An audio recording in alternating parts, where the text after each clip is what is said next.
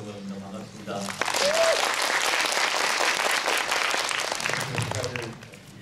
안녕하세요. 공윤진입니다. 네, 안녕하세요. 문솔입니다. 먼저 이 두 분하고 저는 영화 작업을 했었는데요. 이 두 분을 이렇게 같이 한 프레임으로 본 게 10년이 넘은 것 같아요. 각자들 문솔이 감독님, 공윤진 배우님의 각자들 문솔이 있는데 이렇게 뜻하시는 거 보니까 여전히 아름다우시죠. 왜 그래요, 감독님? 여전히 거짓말을 잘 못하시고. 2005년이니까요. 12년 전이에요. 12년 전에 같이 작업을 하고 가족의 탄생이 12년이었다고요? 2005년에 찍어서 2006년에 개봉했어요. 그러니까 지금 2017년이니까 그때 젊었는데 그런 거 여전히 그냥 어떠세요? 제가 사회를 못 보는데 그냥 머리머리 보겠습니다. 이 영화 보신 소감 그래서 여쭤봐야 되겠죠? 공윤진 배우님부터 네.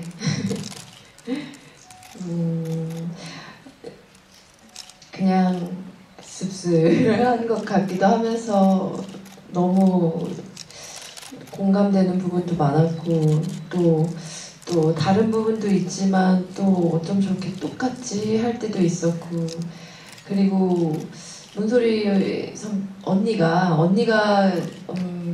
감독님을 하셨다라는 생각을 잠시 놓고 그냥 영화 안에서 그 캐릭터로만 보다가 아 맞다, 크레딧 올라가면서 소리 언니가 감독님도 각본 다 하셨지 하는 생각이 들어서 너무 뭐랄까 이런 느낌은 또 처음 받은 것 같아요. 영화를 만드시고 쓰시고 또 모든 씬에 다 나온 이런 작품을 보는 게 좀 새로운 느낌이었고요. 반갑기도 하고 그리고 어려우셨을 것 같기도 하고 네 그랬어요. 저 근데 궁금한 게 있었어요. 언니 혹시 이 영화에 언니 성격이 많이 반영되셨나요? 거의 반영 많이 됐겠죠. 네, 원래 하던 대로 네 하려고 노력하면서 평소의 성격하고 달라 보였어요? 저는 가족의 탄생 때 언니하고 만나는 씬이 없었어요. 그쵸? 이렇게 다른 챕터에 나와서 사실은 언니하고 연기를 이렇게 딱 해본 적이 없었잖아요. 그럼요. 그쵸? 네.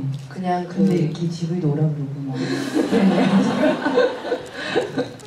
그러긴 했지만 선배님하고 또 같은 여성 선배님이랑 작업을 하는 일이 참 드물어서 사실은 같이 같은 작품을 했던 거의 유일한 선배님이시거든요. 윤여정 선배님 빼고는 선생님이시니까. 근데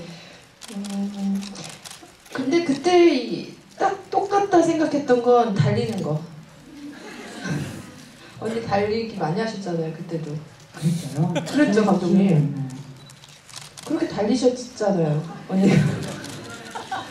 내가 알기로 언니 항상 조깅 하신다고 그랬었는데. 아 맞아요. 춘천에 찍을 때 네. 주변을 그렇게 걸어다니고 뛰어다니고 했는데 모르셨어요. 감독님은 딴 데 정신이 털려서 엄태웅 오빠한테. 엄태웅한테 그쵸? 붙어가지고. 남자 배우를 더 좋아하시더라고요. 네.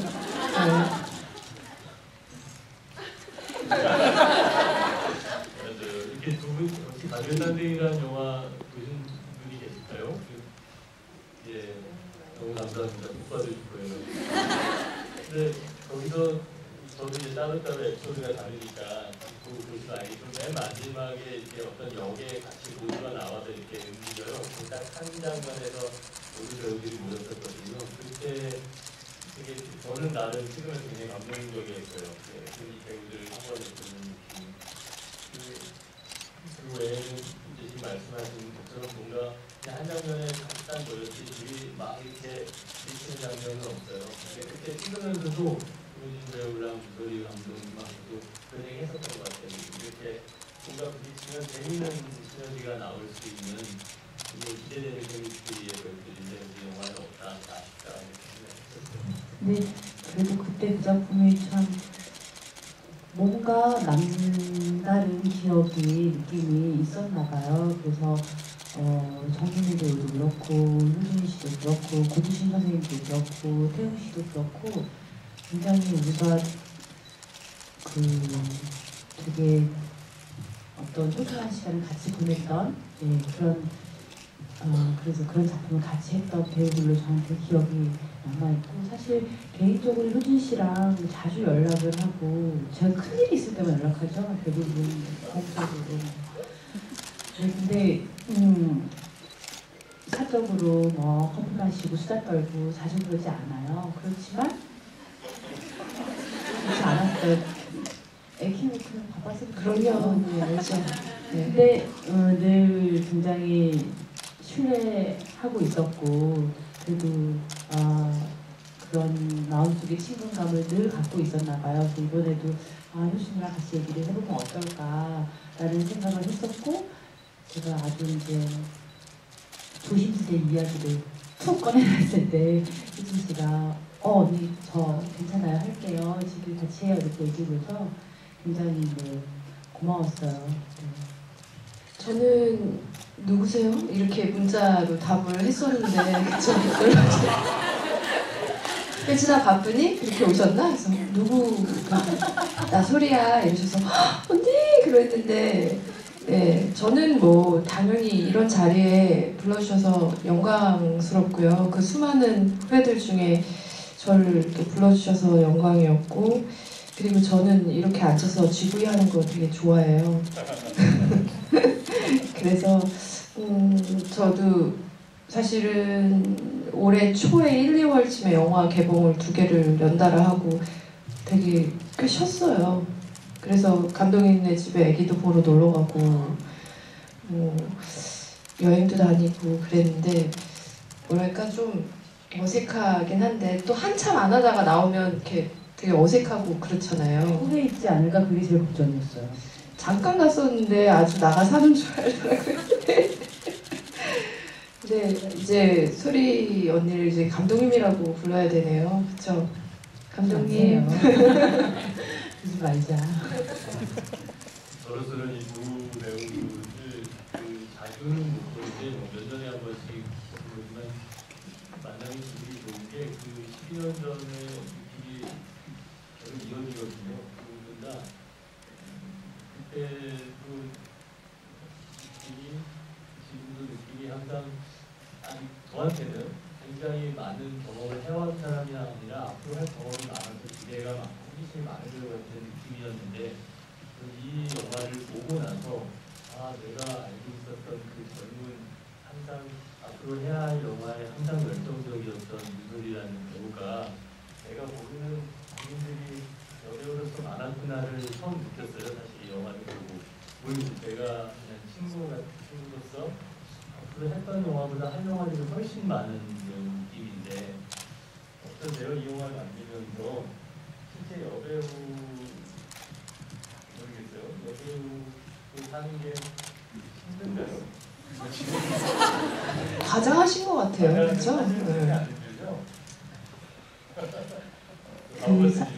네, 사람이 그런 것 같아요. 이렇게 작은 고통도 어쩔 때는 크게 느낄 때가 있고 어쩔 때는 큰 고통도 괜찮아. 나 괜찮아 것 같아.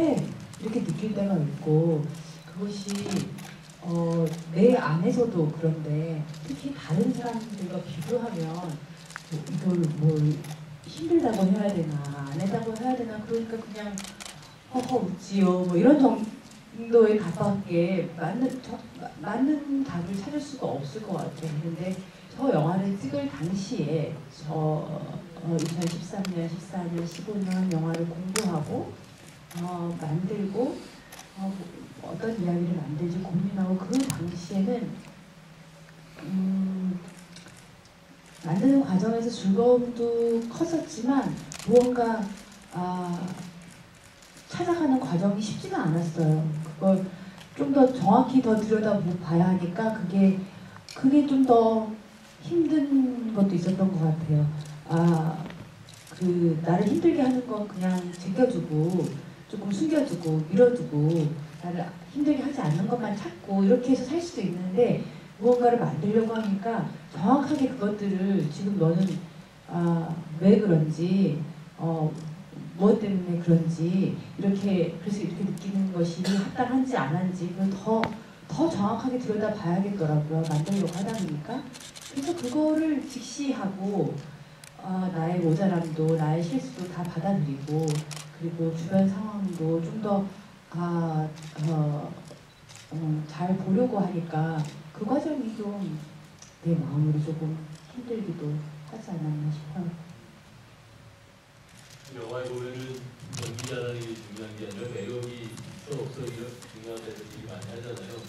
근데 이제 실제로 매력이 많은 분이잖아요. 많이 근데 이제 그런 여배우로서 고민들을 담고 있는 게 한편으로는 약간 이제 뭐 말씀드리고 가정대로 키워야 되는 것처럼 보이기도 하고 한편으로는 그래도 우리가 아는 모든 매력적인 사람이 항상 그처럼 고민을 할 것 같아요. 실제로 모든 사람이 연기를 잘한다고 하는 사람이나 뭐 이쁘다고 하는 사람의 매력 본인이 가지고 있는 장점과 어떤 지점이 항상 미술스럽고 그걸 다시 생각하고 하게 되는 거예요. 라는 건 어떤 상황을 설득력 있게 무언가를 설명하는 일이다 보니까 그 상황에 대해서 더 들어가게 되잖아요. 그러면 여배우 일반이 가지고 있는 고민이 조금씩 더 세워졌을 수도 있거든요. 여배우 일반에 대한 고민도 많이 느껴지나요? 보통 여배우 이 영화에서 저는 제가 다 알지는 못하지만 이렇게 부류들이 그러니까 좀 달라요. 타입들이 진지하게 항상 그냥 생활, 일, 연기, 뭐 커리어 모든 부분에서 되게 진지하고 항상 그것만을 생각하고 사는 배우들이 있고 참 그냥 뭐랄까 그냥 좀 더 이렇게 편안하게 뭐 일할 때만 일을 생각하거나 현장 가서만 고민을 한다거나 뭐 그런 배우들이 있는 것 같은데 저는 물론 후자고요.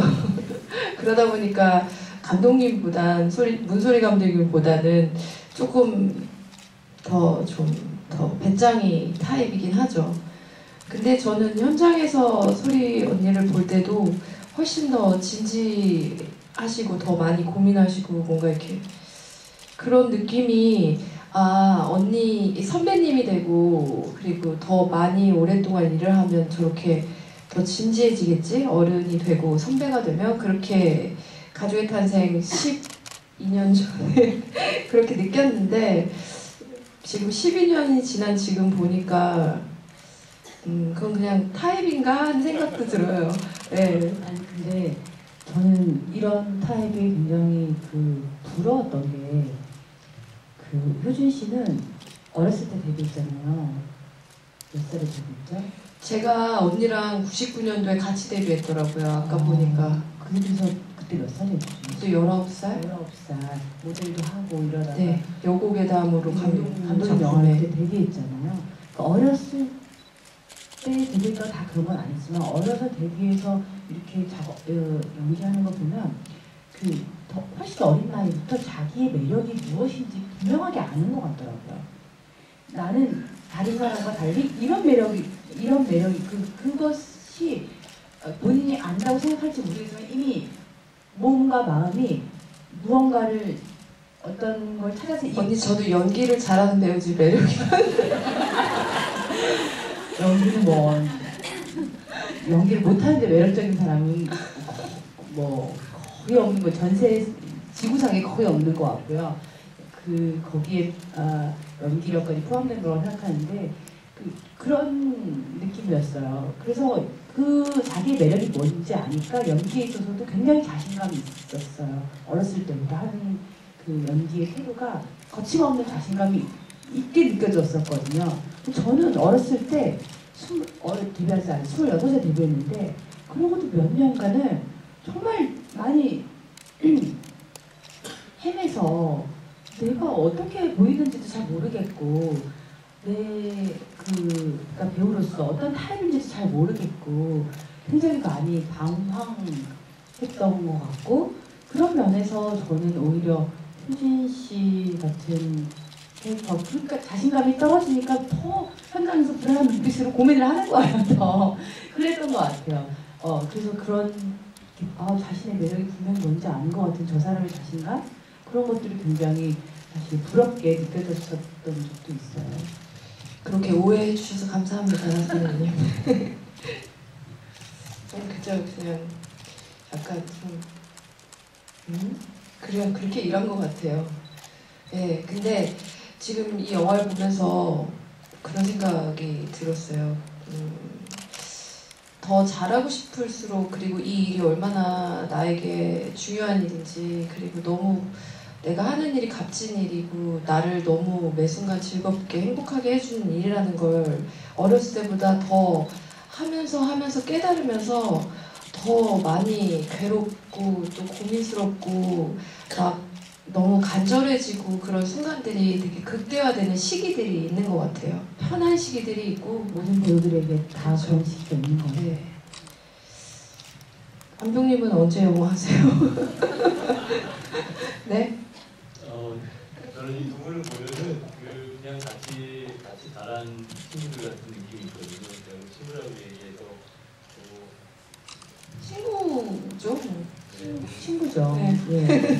예. 나이를 떠나서 친구죠. 고민준 배우들이 19살 때 같이 작업했잖아요.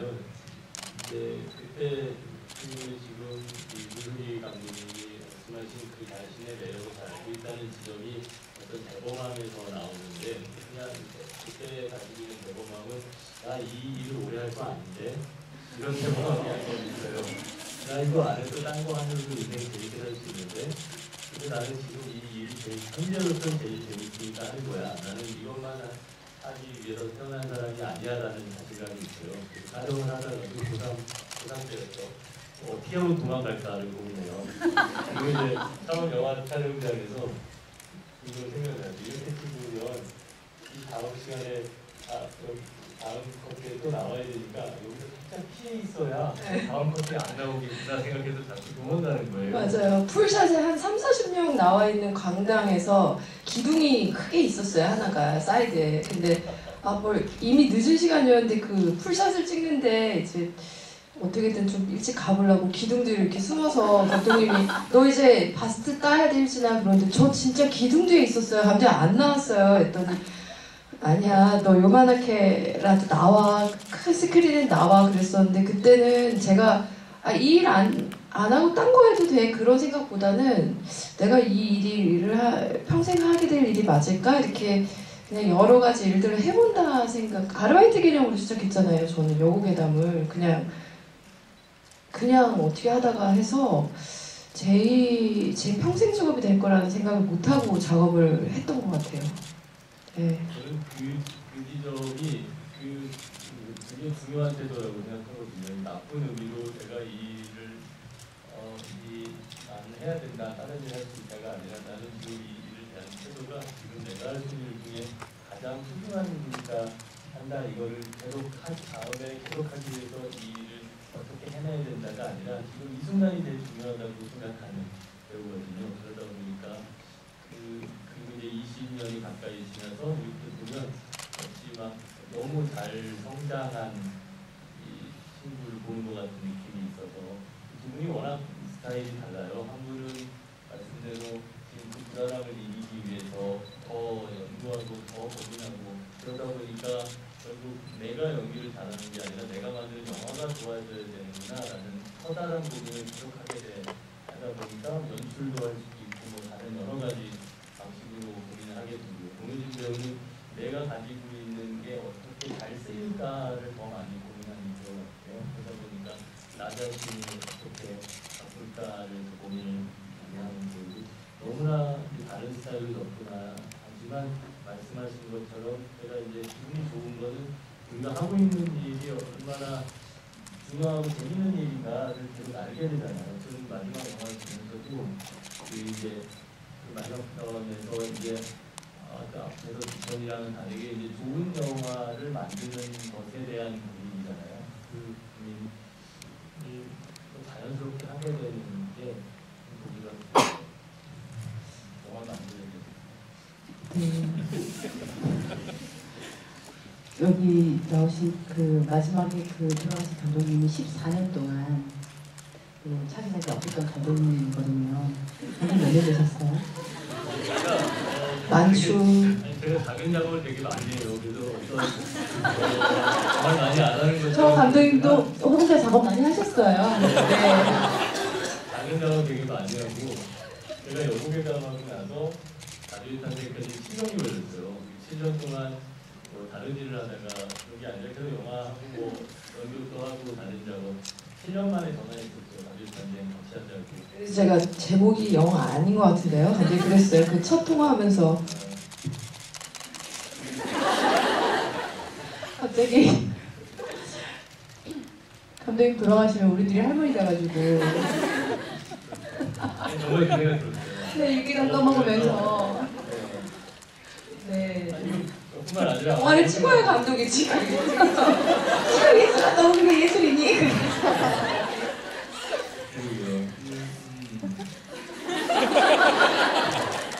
그래서 마지막 영화를 보는데 정말로 그뿐만 아니라 모든 감독이 생각했을 것 같아요. 너가 꼭 장례식장에 나와 같이 했던 배우들이 와서 뭐라고 할 것인가. 우리 감독들은 시사 때 처음 시사할 때 그 제일 떨리는 관객이 같이 작업한 사람들이거든요. 그 중에 배우들이 이 영화를 어떻게 볼 것인가. 그리고 이제 나랑 저도 술을 먹을 수 있을 관계가 될 것인가 아닐 것인가가 사실 굉장히 떨리는 순간인데 내가 죽고 나서 내 장례식장에 이렇게 두 분이 모여서 그 감독이 이게 참 그렇지 이렇게 어떤 얘기를 할까 저 시나리오를 쓸 때 처음에는 14년이 아니었어요. 몇 년이라고 썼는데 그 뛰다고 누구한테 얘기를 하고 이제 PD한테 보여줬더니 PD가 이 정도 어떤 감독님이 자기 얘기를 뭐 오해할 수 있어? 바꿔. 그래서 그러면은 10년 있어. 바꿔. 정말 14년 동안 작업 안 하신 감독님은 없더라고요 아직. 더 많은 감독님은 있어요. 근데 14년이 묘하게 없어가지고 정말 리서치를 해가지고 14년을 넣은 거예요. 당신은 꼭 지금 할 얘기를 아니에요. 네, 그런 변명을 하려고 14년을 더 넣었던 거고 그 감독이 만든 그 유일한 작품 햇빛 좋은 날이라고 하는데 그 제목도 혹시 어떤 감독님이 자기 영화를 얘기하는 건가 오해할까봐 이런 독립 영화가 있는지 이런 단편이라는 뭐가 있는지 제목을 굉장히 많이 찾아봤었어요. 네. 너무 재밌었어요. 그 영화 그 감독님이 만든 햇빛 좋은 날은 우리 진짜 많이 재미없을 것 같아요. 재미없는 영화일 것 같은 느낌이 있어요. 제가 만든 영화도 저렇게 돼 있죠. 되게 슬프더라고요. 근데 이제 감독님은 현장에서 굉장히 좀 보시는 이미지 그대로 굉장히 부드럽고 다정하신 말투시고 굉장히 젠틀한 태도세요. 남자 배우이나 여자 배우이나 그런데 이제 그 영화 때 그런 얘기를 하잖아요. 여배우 막 발 주물러주고 막 그런 얘기를 하잖아요. 위해주고 근데 제가 그 생각을 했던 어떤 옛날 기억이 그 시를 쓸 때 그런 기억이 나더라고요. 오아시스라는 영화를 할 때 정말 이제 사지가 뒤틀리는 이런 기분이고 온몸의 근육이 아프고 그런데 이창동 감독님은 현장에서 그렇게 아이고 우리 효준이 고생했다. 효준이 아프지 이렇게 하시지 않고 정말 그 무뚝뚝한 안동남자. 왜 가라. 네, 맞아. 이게 다예요 거의. 근데 막 쓰러져가지고 병원에서 민가를 맞고 있는데도 그 다음 거 찍을 수 있나? 이 정도가 다예요. 마음은 그렇지 않으세요. 마음은 너무너무 아끼고 제 고통을 본인의 고통으로 느끼실 정도로 너무 고통스러워 하시는데 표현이 그래요. 근데 이제 그런 표현이 이제 어느 날 집에 오면은 잘했다 오케이다 뭐 이런 소리를 별로 못 듣고 집에 오니까 내가 지금 잘하고 있나 너무 고민스럽고 막 허하고 마음이 그런데 TV를 이렇게 틀은 거예요. TV를 딱 트니까 엽기적인 그녀 촬영 현장이 어떤 연예 프로에서 나오는 거예요. 그래서 그 곽재영 감독님이랑 전지현 씨가 나온 거예요. 전지현 씨 너무 생기 넘치더라고요.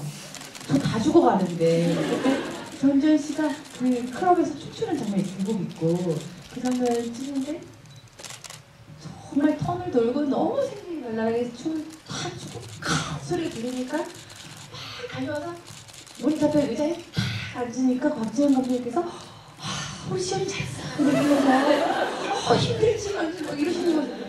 저는 뭐가 힘들어 하나도 안 힘들어 보이는 거야. 힘이 넘쳐나는 거예요 전지현 씨는. 근데 곽지연 감독님 우리 시연이 힘들지 이러면서 잘해주지 이러시는 게 연예 프로에 잠깐 나왔어요. 눈물이 나 있었어요 그때.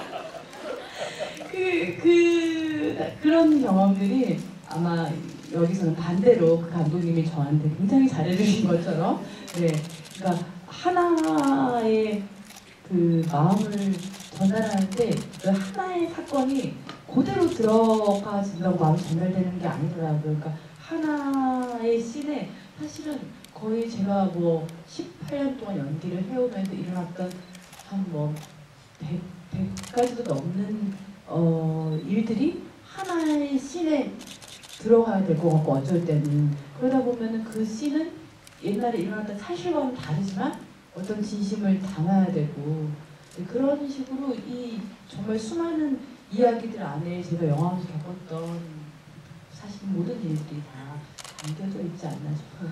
그런 감독님이 제일 안 써지셨던 씬이 무슨 씬이에요 여기서? 안 써졌다기보다 그 시나리오를 가장 사실 많이 고친 거는 이막이에요. 왜냐면 이막이 인물도 많고 장소도 많으니까 또 저와 가까운 인물들이 다 나오잖아요. 그러니까 조금만 뉘앙스를 잘못하면 그 사람들이 오해받을 것 같고 우리 엄마 저거 뒷발이 하지 않나 너무 고생하시는데 너무 속물처럼 보이면 어떡하나 내가 또 그렇게 힘들게 그러는데 남편이라는 사람은 뭐하고 있나 사람들이 그렇게 생각하면 어떡하나 또 딸내미 하나 아직 어린데 너 영화에 이런 식으로 쓸 거다 뭐 대화도 안 되는 수준인데 우리 딸은 그런 말 한 적도 없는데 그렇게 조금 못된 캐릭터로 그리면 나중에 딸이 커서 왜 이랬어 엄마 날 이렇게 이러게 되는 거야 엄마 영화 이러면 어떡하나 이런 사실 마음들이 이제 개인적으로 언간이 많다 보니까 그게 말 한마디 한마디가 너무 조심스러워서 나중에 컴퓨터를 보니까 12번을 고쳤더라고요. 그것도 한 달 반 동안. 며칠만 있으면 고치고 며칠만 있으면 고치고 계속 그러는 거예요. 그래서 정말 이렇게 고쳐봤다가 저렇게 고쳐봤다가 어떤 상황을 뺐다가 넣었다가 그래서 이제 우리 시어머니도 실제로 이제 치매가 있으셔서 병원에 좀 계셨는데 그러시지만 또 너무 안 좋게 그릴 수는 며느리로서 별로 해드린 것도 없는데 이런 마음도 들고 그래서 그 분들의 마음도 또 저를 사랑하는 마음, 저를 가장 사랑하는 사람들이 많이 나오잖아요. 그 마음은 알고 받아들이면서 근데 저는 보면서 감독님이 걱정하시는 시어머니도 귀여우셨고 저는 내심 진짜 저 10원짜리를 몇백만 원에 파는 거 아닐까? 막 그런 기대를 했었거든요. 그러니까 사실은 제작자들이 상업영화 제작자 특히 여기 우리 1막에 나왔던 원동현 대표라는 천만 제작자 그런 분들이 저한테 바라보고 얘기를 하시더라고요. 마지막에 남편한테 엄마가 이거 줬어요 하고 꺼냈을 때 그 종이에 통장 비밀번호가 써 있었어요. 그렇게 해소를 시켜줘 순수한 관객이 역시 제작자님들은 마지막에 꼭 시원하게 해피엔딩을 해야지. 그럼 어떡할 거야. 마음에 남잖아. 왜 관객을 답답하게 이러면서. 맞아요. 해피엔딩을 그렇게 원하시더라. 그쵸? 안 그러면 영화 어때? 그러면 다들 뭔가 좀 찝찝해 이러고 나온다고. 그러면은 다음 관객을 잘 못 끌어온다는 그런 생각하시는. 그리고 저는 그래서 시어머니의 그 행동도 귀여우셨어요. 이렇게 못될 거란 느낌보다는 귀여우신 느낌이었고요. 그리고 딸이 뭔가 말 안 듣는다기보다는 뭐랄까 되게 철이 들었다 보다는 뭔가 자기가는 좀 트윈 생각을 하는 아이인 것 같은 느낌 들었었고, 감독님은 또 그 어떤 굉장히 스위트한 말투에, 요즘 남편이 저런 말투 쓰는 사람이 감독님도 그러시더라. 네, 맞아. 한국 영화 감독 중에 장준환 네. 두분 계세요. 그래서 너무 스위트했어요. 그래서 저렇게 술 먹고 부인이 들어와서 누워갖고 오빠게 저러고 있는데 힘들어요? 벌소리를 줄여요. 거기 이렇게 너무 웃겼고, 딸이 한 얘기도 너무 재밌었어요. 근데 실제 저희 남편은 저한테 술을 권해요. 늘. 제가 이제 요즘도 거의 100일 안 먹어야겠다 이러고 금주하고 있고, 재작년에도 좀 금주한 기간이 있었는데 그럴 때마다 너무 힘들어요. 나는 술 안 먹는 문소리랑 결혼한 적이 없어요. 그래서 결혼할 때 그 사람은 술 먹는 사람이었는데 왜 자기랑 한 잔 안 해주느냐. 그거 없이 나는 당신이랑 평생 살기 힘들 것 같다. 이렇게 얘기하면 술 권하는 실제로는 타입인데, 그래도 그런 마음이 들 때도 있지 않았을까? 그리고 사실은 제 마음 안에 가장 그리고 현대인의 가장 큰 딜레마가 아닐까. 사는 게 힘드니 술이라도 먹어야겠다 이것과, 그렇게 힘드니까 술이라도 좀 줄여야겠다 이 마음과, 이 사이에서 갈등하는 주변에 많은 사람들을 본 것 같아요. 그래서 그런 대사를 이제 넣게 되었네요. 그래서 너무 재밌었어요. 그 술이라는 말. 있었고, 딸이 한 얘기도 저희가 얘기를 다 하는구나 하는 생각이 들었어요. 힘드니까 쉬고 싶다고 그 얘기하니까 그것이 바로 포인트였나 그런 생각도 들었어요. 그런 이유는 다르긴 한데 그 약간 스위트하다는 거 있잖아요. 착해 보이고 이게 실제로 그 착하거나 스위트 과정에서가 아니라 그냥 습관이나 말투일 수도 있거든요. 약간 그래서 또 안 좋은 것도 알아요. 사실 저도 이상훈 감독님 아까 예를 든 것처럼 그런 사람 흉내도 내봤거든요. 그런 느낌으로. 훨씬 멋있잖아요. 굉장히 차갑고 이렇게 보이다가 그냥 오늘 밥은 먹었나? 이러면 사실은 너무 좋은 사람이었어. 이렇게 되잖아요. 저 같은 사람 맨날 웃으면서 이렇게 있다가 오늘 뭐 밥을 안 먹고 그냥 진짜 이러면 원래 나쁜 놈이었어. 겉으로 저래 보이지만 사실은 나쁜 사람이 이렇게 된단 말이에요. 그래서 뭔가 흉내를 내본 적이 있는데 촬영장에서 쿨하고 쉽게 보이려고. 그리고 김태호 감독님이 이렇게 막 수고했어 이런 스타일은 아니시잖아요. 그냥 네, 조금 계속 시키시잖아요. 그냥. 네. 저희 남편도 굉장히 부드러운 말투지만 가끔 그 말투 때문에 처음 들었을 때는 뭐 나를 위로하는 분위기인데, 이거 나한테 따뜻한 분위기인데, 그런데 3초 정도 생각을 보면 내용이 이렇게 패브를 찌르는 촌철살인적인 이런 그럴 때가 있어요. 그 대사가 너무 저는 재밌었어요. 그거에 엄청나게 남겨있고 말투만 스윗해. 그쵸? 네. 그래서 약간 우리 감독님 약간 비슷한 점을 좀 느끼거든요. 그 비슷하시죠. 감독님 좀 비슷하세요. 감독님도 근데 그냥 저한테 창 배우라고 하셔갖고 단편 영화를 3일 동안 찍은 적이 있는데, 처음 저 노래를 아주 잘하는 편이 아니라 창을 하는 게 되게 힘들었는데요. 그거를 3일 찍은 영화로 한 2주인가 배웠어요. 그리고 잠깐씩 짧게 부를 거니까 너무 걱정 안 해도 된다고 그러셔놓고 막상 찍을 때는 처음부터 끝까지 완창을 20번 했나? 그리고 한 20번 되니까 목이 막 가니까 이제서야 진짜 트이는 것 같이 긁는 소리가 난다면서 그러더니 와서 저한테 효신아 여기서 한번 울어볼래? 그래서 창도하는데 갑자기 울라고 그러셔서 어떻게 울지? 그렇게 했던 근데 감독님도 이렇게 막 힘들겠지 그건? 그런 편이 아니라 그냥 계속 이거 해볼래? 저거를 해볼래? 끝까지 그런 불러볼래? 말투와 분위기로 그 사슴 눈망울 같은 눈을 꿈뻑꿈뻑 하시면서 끝까지 계속 시키시죠. 지금 갑자기 생각나는데 감독님이랑 가족탄색 찍을 때 언니 되게 힘들어하셨잖아요. 감독님. 그쵸? 그쵸? 별로였던 것 같은데. 맞죠? 그때 원망 좀 했었었죠 제가. 그쵸. 네. 왜 이러냐고 나한테. 네. 저를 말을 잘 못하게 하고 목소리도 작게 하라 그러고 뭘 하여튼 연기하라고 시켜놓고 뭘 자꾸 못하게 하는 거예요. 그래서 그게 납득이 안 돼가지고 마음도 상하고 왜 그러냐고 막 투정도 부리고 그랬더니 나보고 어느 순간에 딱 지나가면서 말을 안 할 때가 제일 섹시해 이러면서 그래서 내가 그래요 그럼 벙어리를 만듭시다 이 캐릭터를 미라를 벙어리로 해주세요 이런 농담을 둘이 할 정도로 그런 네. 저도 그때 시나리오를 보고 저한테 보기 전에 정말 너 생각하면서 썼어 효진아 성경이를 그랬는데 너무 못된 거예요. 엄마한테도 진짜 못됐고 엄마 돌아가시기 직전인데 막 신경질 내고 요만한 동생 막 때리고 너무 못돼서 제가 그거 보자마자 감독님한테 감독님 제가 이렇게 못됐나요? 그랬었던 기억이 나요 감독님. 오늘 이 영화 얘기를 계속 해야 되고 네.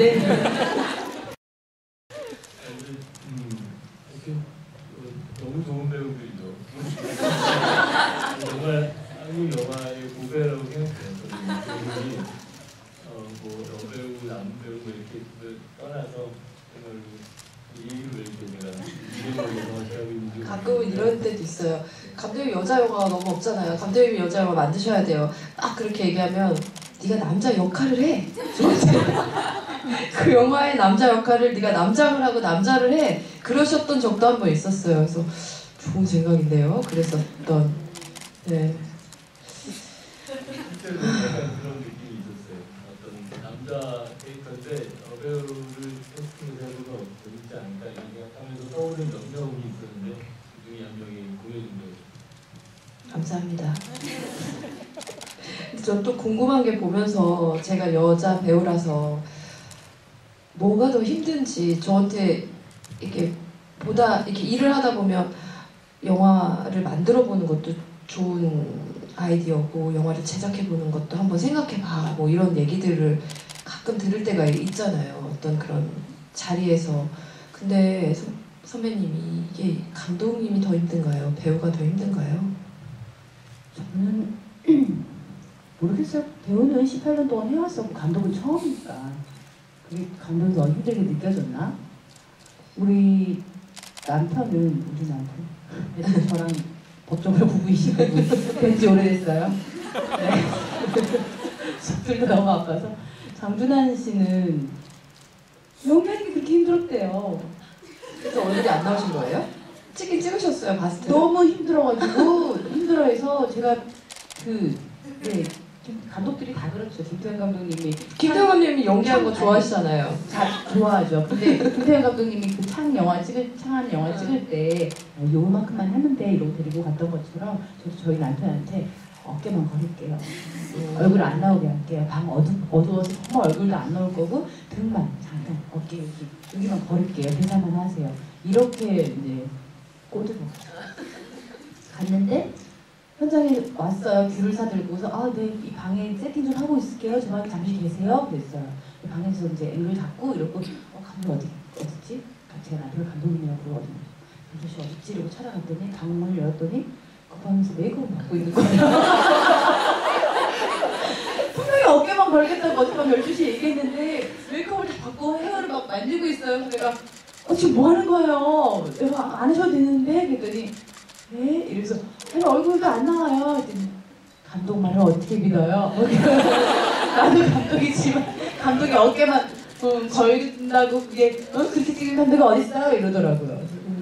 그래서 이제 조금 이걸 돌려서 옆모습도 나오게 찍었어요. 앞에 봤을 때는 안 찍었어요. 그렇구나. 저는 또 그런 것도 궁금하더라고요. 보면서 현장에서 배우로서 문소리 언니가 더 이렇게 날카로웠을까 아니면 감독님으로서 더 날카로웠을까? 그 단편 영화 현장에서 아니 물론 제가 매우 날카로웠던 적이 있겠죠. 그런데 이게 이제 주연 배우 감독 다 하다 보니까 이 스태프들한테 무슨 뭐가 아무것도 가림막이 없는 느낌이에요. 그러니까 정말 나랑 같이 일하자고 모인 스태프들인데 이 스태프들한테 한번 이렇게 날카롭게 하면 뭐가 이렇게 좀 네, 배우는 뭐 씬에 집중하고 뭐 이렇게 뭐 감정 위에서 이렇게 하다 보면 좀 날카로울 때도 있는데 근데 감독님이 좀 잠깐 이렇게 하고 갈게요 이렇게 해줄 수도 있고 그런데 혼자 두 개 다 해야 되고 모든 스태프들이 다 쳐다보고 있으니까 뭘 그렇게 할 수도 없는 그냥 삭혀야 되는 예를 들면 이렇겠다. 조 감독 이리 와봐. 이거 왜 이렇게 했어? 어쩌고저쩌고 해놓고 슛 들어갈 때는 웃고 막 이런 연기하는 게 되게 내가 너무 가증스럽거나 그럴 수 있을 것 같아요. 그쵸? 근데 다행히 제가 이제 뭐 아주 뭐 이렇게 굉장히 기분 좋은 상태의 발랄한 문소리가 나오는 씬이 거의 없어요. 레디 한 번. 대부분 씬들이 그래요. 이러고 그래서 그나마 네 그게 좀 그 차이가 크지 않은 네. 그러면 저희 막 너무 오랜만에 만나가지고 어떻게 개인적인 수다를 여기서 계속 넘어간다. 그래서 질문 받아야 되는 질문 좀 거죠? 받아야 될 것 같아요. 저희가 그 질문 좀 받겠습니다. 혹시 질문하고 싶으신 분 손 들어주시면은 턱을 괴고 계신 건지 손을 든 건지 약간 헷갈리네요. 좀 크게 들어주시겠습니까? 일단 그 가운데 제일 먼저 들으셨던 이분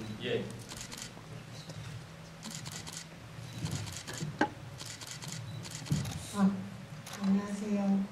그 영화 잘 봤고요. 그 영화를 연출하시거나 영화를 이제 오랫동안 연기를 하시면서 영화 자체에 대한 생각의 변화가 있었을 것 같은데 그런 뭐 어떤 점에서 영화 자체에 대한 생각이 변하게 되는지 궁금합니다. 생각이 변했다기보다 잘 몰랐어요. 영화에 대해서 제가 그냥 잘 알고 시작한 게 아니었고 또 그 영화를 시작하기 전에 영화를 굉장히 좋아하는 매니아거나 뭐 그러지도 않았어요. 공연을 굉장히 좋아해서 연극은 많이 보러 다녔는데 그래서 좀 늘 약간 나는 사실 연극을 더 좋아했었는데 내가 막 따라다닌 적이 없는 사람이랑 결혼한 느낌? 네, 그렇게 표현해야 되나? 근데 그게 좀 미안한 거예요.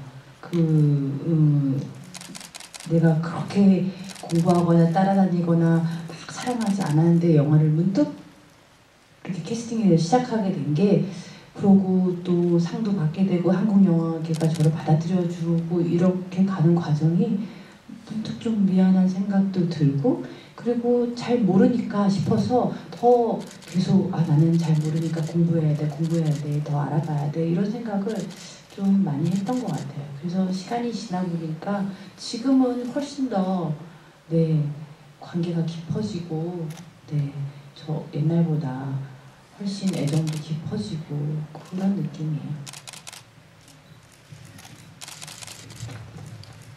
또 이어서 질문 받겠습니다. 조금 한 분당 질문 하나씩만 해주시면 좋을 것 같고요. 약간 조금 한번 조금 올라가 보겠습니다. 다섯 번 질문이 안녕하세요. 저 학생이고요. 제가 그 장례식장에서 빔을 해서 보여주시잖아요. 그 영상을 보고 엄청 많이 울어가지고 네. 네, 그래서 그 영상을 찍으실 때 어떤 느낌이셨는지 너무 궁금해요. 그 영상은 주로 여러 가지 영상이 이제 섞여 있는데 주로 이상우 선생님이라는 그 연극 연출을 하시는 차이무의 선생님 계세요. 저랑 연극도 했었고 그 선생님이 연극원 교수님이셨는데 정년 퇴임하시고 강원도 고성으로 가셨어요. 그래서 거기서 2년 정도 사셨는데 2년? 네. 그 고성에 가시면서 그 전에 이렇게 자주 저랑 문자를 주고받거나 이러는 사이가 아니었는데 텔레그램을 통해서 굉장히 자주 문득문득 고성의 자연의 모습을 저한테 동영상을 보내주셨어요. 새벽에 정말 5시 반에 해 뜨는 모습도 보내주시고 새들 모습도 보내주시고 파도가 크게 치는 모습도 찍어 보내주시고 그냥 모래가 흩어지는 모습 이런 것들을 그냥 보내주셨는데 어느 날 제가 마음이 많이 힘들 때 그냥 잠도 별로 못 잤는데 그 동영상 때문에 잠이 깬 것이 짜증스럽지가 않고 오히려 눈물나게 굉장히 감동적이고 그런 순간들이 꽤 있었어요. 그래서 별것 아닌데 누구나 찍을 수 있는 건데 이것이 왜 이런 힘을 갖게 된 어떤 힘을 갖고 있나 이런 궁금함이 있었어요. 그리고 그걸 통해서 영화는 왜 찍고 왜 만들고 사람들은 왜 보고 싶어하고 우리는 왜 보여주고 이런 걸 하고 있는 거지? 우리가 하는 일에 근본적인 출발이 뭐지? 이런 고민까지 이어지게 되고 그러면서 이제 제가 헌팅 다니면서 찍은 길거리 모습이랄지 또는 맨 마지막에 그 안개 낀 장면은 영화 찍느라 너무 바쁜 와중에 아기가 갯벌 체험을 서해안에 간다고 갔는데 가서 자기만 엄마 아빠가 아무도 안 왔으니까 좀 그런가 봐요. 그래서 엄마 왔으면 좋겠어 전화가 왔길래 또 운전을 해서 막 서해안을 미친 듯이 달려갔어요. 가면서 내가 지금 이 영화 찍다가 이게 뭐 하는 짓인가 그러고 갔더니 그 갯벌이 안개가 너무 자욱해서 애를 찾을 수가 없는 거예요. 영주야 이러고 찾았는데 찾아도 애는 엄마 왔어 이러더니 또 안개 속으로 사라지고 조금만 그 안개 속에 그냥 앉아가지고 돗자리 하나 깔고 앉아가지고 애가 올 때까지 기다리는 거예요. 내가 여기 왜 왔나? 여기는 어디인가? 나는 누구인가? 이런 심정으로 앉아있는데 그 자욱한 안개와 그 속에 비닐봉지 같은 것들이 굴러다니는데 뭔가 찍고 싶다는 생각이 들어서 문득 그냥 아이폰으로 찍었어요. 그런 것들이 다 섞여 있었어요. 그래서 그 찍는 마음에 굉장히 좋은 마음들이 들어있었던 것 같고 내가 그 햇빛 좋은 날 감독님의 좋은 마음을 1%도 못 헤아려 준 것에 대한 반성하는 마음이 진짜 굉장히 많았었고 이 드라마 안에서 그러면서 그 장면을 넣었어요. 근데 참 이렇게 만들고 보니까 조명을 많이 하지 못해서 그 부분에 좀 화질이 좀 떨어져 보이고 어두운 데서 찍어가지고요. 그게 더 좋았어요. 감사합니다. 저는 또 만드는 사람 입장에서는 기술적으로 그런 것들이 아쉽기도 하고 그랬었습니다. 예, 또 질문 받아보겠습니다. 조금 더 멀리 가볼까요? 맨 뒤에 한번 가보겠습니다. 좀 맨 뒤쪽에 계신 분.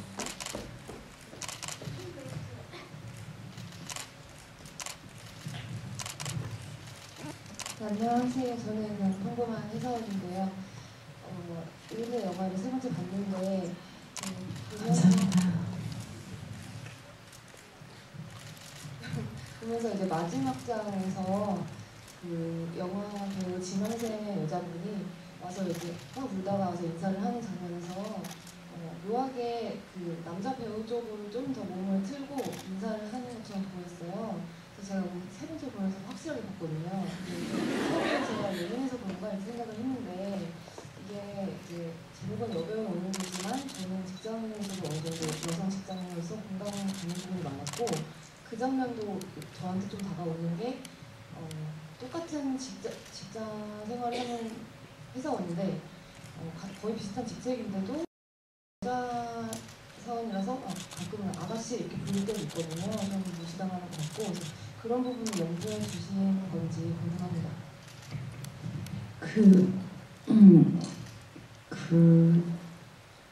이 배우라는 직업이 자신의 매력을 이제 많이 사실은 모든 직업에서도 매력이 드러나지만 그것들을 이제 굉장히 상업적으로도 많이 이용하고 드러내게 되는 그런 일이잖아요. 그래서 어렸을 때는 그런 생각도 했던 것 같아요. 이제 어쨌든 우리는 여성으로 태어나서 가지고 있는 여성성이 있고, 네, 남성으로서 갖고 있는 남성성이 있고, 그것을 드러내는 것이 어쩔 때는 죄책감을 느껴질 때 이게 맞는 건가? 내가 똑바로 살고 있나? 이런 생각이 들 때도 있었어요. 헷갈리는 거예요. 여배우라는 직업이 이런 직업인가? 이런 생각이 들 때도 있고, 그런데 그런 생각을 하면서도 나도 모르게 또 어떤 자리에서는 내가 너무 좋아하는 감독님이 오면 감독님 안녕하세요 이러고 또 어필하게 되잖아요. 무언가 나도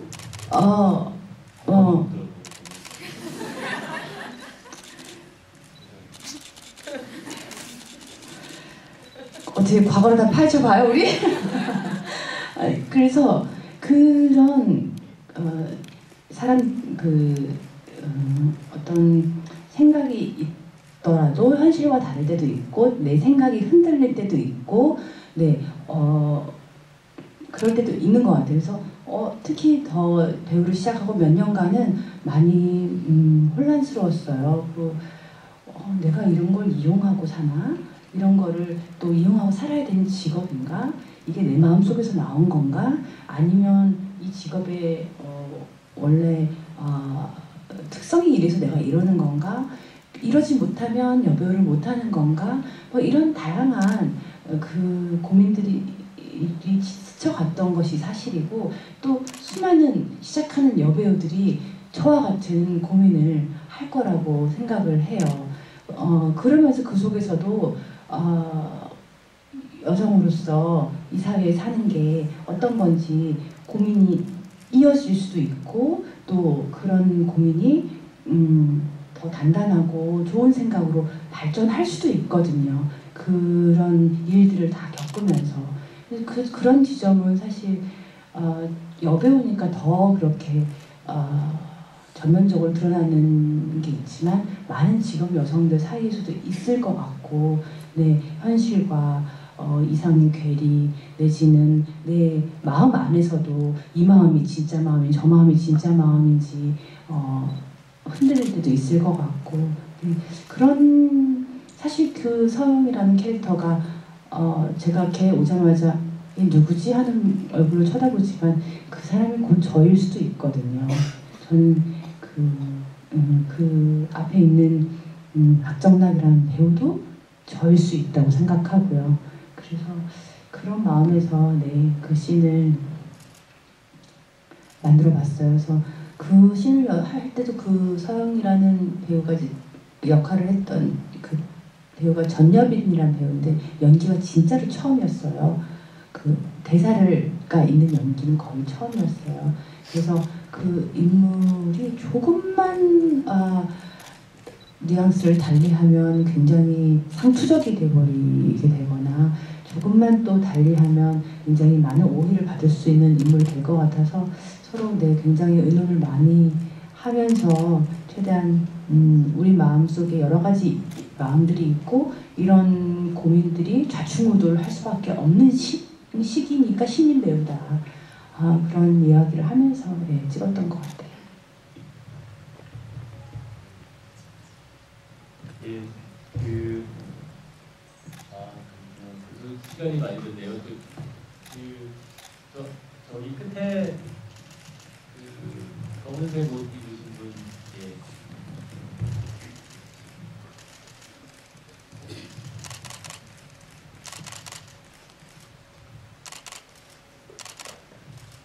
안녕하세요. 저는 그냥 학생이고요.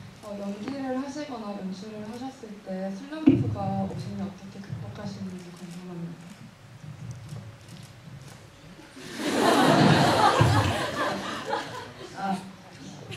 네, 제가 슬럼프를 크게 겪었던 모양. 재밌었죠, 그쵸? 그리고 저는 참 그런 생각 들어요. 참 고민을 많이 안 하고 어떻게 보면 그렇게 크게 관객 또는 감독님 또는 만드는 분들의 어떤 나를 보는 어떤 그런 시선이나 판단에 참 관심이 없었구나 하는 생각도 드네요. 어떻게 보면 참 럭키한 것 같아요. 제가 그런 성격을 타고 태어난 게 이 배우라는 직업을 하면서 또 선배님이랑은 다르게 어떻게 보면 거기에 무뎌서 혹은 그것보다 나 좋은 게 더 중요해서 단순해서 어떻게 보면 좀 더 행복하게 좀 걱정을 좀 덜하고 일을 했지 않았나 하는 생각이 들어요. 근데 지금쯤 되니까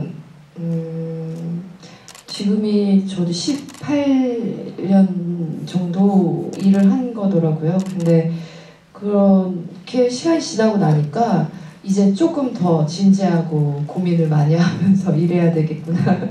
연기해야겠구나. 또 뭐를 더 잘할 수 있는지 또 해봐야 되겠구나 하는 생각이 들더라고요. 역시 시간이 좀 나면 본인 자신에 대한 생각을 할 수 있게 되나 봐요. 근데 그런 어떤 슬럼프 사람들이 볼 때 왜 제 요즘에 작품을 안 하나? 왜 활발하게 활동을 안 하나? 영화에서 캐스팅이 안 되나? 혹은 왜 한 영화에서 저 배우보다 작은 역할을 맡아서 했을까?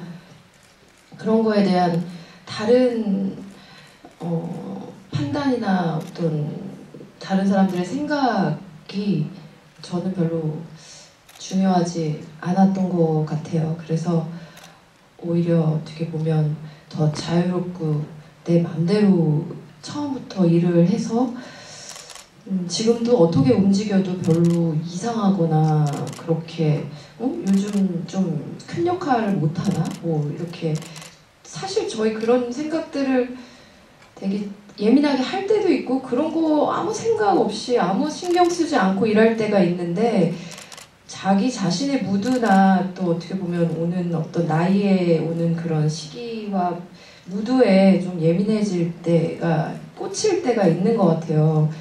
다들 그렇게 볼 것 같아. 날 그렇게 치부하지 않을까? 그러면서 근데 다행이라고 생각하면서 슬럼프가 어떻게 보면 사람들이 느낄 땐 있었을지도 몰라요. 저한테 저 때가 슬럼프였던 것 같아. 뭐 드라마가 안 되고 뭐 영화가 안 되고 뭐 그럴 때 근데 사실 연기하고 나면 저는 그런 거에 별로 신경을 많이 안 쓰려고 노력하는 거죠. 정말 신경이 안 쓰이다기보다는 뭐 또 다음이 있고 또 다음이 있고 그렇게 위로하고 괜찮다 생각하면서도 조금씩 쌓이는 상처들은 있는 것 같아요. 이제 조금 더 활동을 하고 보니 이런 것들이 상처였나 하는 생각은 드는데 긍정적인 사고가 가장 좋은 처방이지 않을까요? 뭐 다들 슬럼프라고 하지만 나 슬럼프 아닌데 그렇게 생각해버리면 자기 머릿속에 모든 행복과 불행이 만들어지는 거라고 생각하면서 그냥 마인드 컨트롤 마인드 컨트롤 나는 괜찮다 난 잘하고 있다 사람들이 볼 때도 그럴 것이다 생각하면서 그냥 그렇게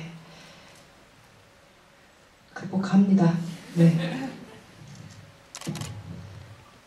그리고 그런 극복을 참 잘하는 것 같아요. 정말 효진 씨는 제가 알고 있는 어떤 배우보다도 뭐 종종 그런 저도 미주알 고주알 통화하고 얘기하는 사이는 아니지만 요즘 효진이 어떻게 계시는데 이렇게 주변에 물어보기도 하고 감독님이 효진 만났다 그러면 요즘 어떻대요? 뭐 한대요? 물어보기도 하고 효진이 요즘 그거 한대? 그런 얘기 종종 하죠. 효진 씨뿐만이 아니라 주변에 다른 후배 배우들 그런데 이제 그 배우들 나름대로 다 인생에 힘든 순간이 있을 거 아니에요. 그러면 유독 걱정이 되는 사람이 있고 걔 어떡하니? 그러면 걔 마음 상처가 크겠다. 이런 배우가 있고 효진 씨는 글쎄요. 자기만의 방법으로 분명히 걔는 잘 이겨내겠지. 이런 믿음이 훨씬 많이 가는 후배인 것 같아요. 저는 이렇게 뭐라 그럴까요? 많이 흔들리는데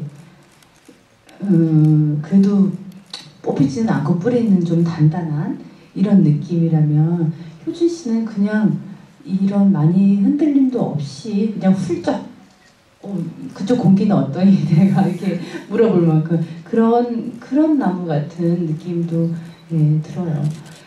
뭐 그렇게 다른 타입이어서 아마 슬럼프를 이기는 방법도 다를 수도 있지만 저도 뭐 사실 내 마음을 다스리는 게 1번인 것 같고요. 그 상황이 안 좋은 순간에 앞이 안 보일 때 내가 겁내하거나 앞이 안 보여서 힘들어하면 더 길을 찾기 힘들잖아요. 어차피 안 보이는데. 그런데 그 순간에 안 보인다고 두려워하거나 힘들어하는 마음을 사실 다스려야 길을 찾을 거 아니에요. 그래서 그럴 때 진짜 제일 첫 번째로 제 마음을 들여다보는 게 제일 중요한 것 같아요. 네. 저희가 너무 이제 좋은 얘기를 많이 듣다 보니까 시간이 많이 흘렀나 봐요. 그리고 사인이 계속 오고 있어요. 우리가 시간이 지나서 더 이상 할 수가 없다고 다음 영화 상영이 있고 그래서 오늘 어쨌든 마쳐야 될 것 같죠? 예, 그러면 이 영화 덕분에 또 이렇게 좋아하는 분들 같이 뵙고 저는 기분이 좋았고요. 이제 뭐 마지막 인사할 시간이 없을까요? 예, 그럼 마지막 한마디씩 인사해 주시죠. 네, 저는 마인드 컨트롤 잘 하면서 이제 가을을 보내고, 가을은 이 날씨가 좋잖아요. 이럴 때는 많이 놀러 나가야죠. 네, 그리고 뭐 다음 작품을 빨리 준비해야 되는, 그리고 여배우는 오늘 또 홍보에 박차를 가하겠습니다.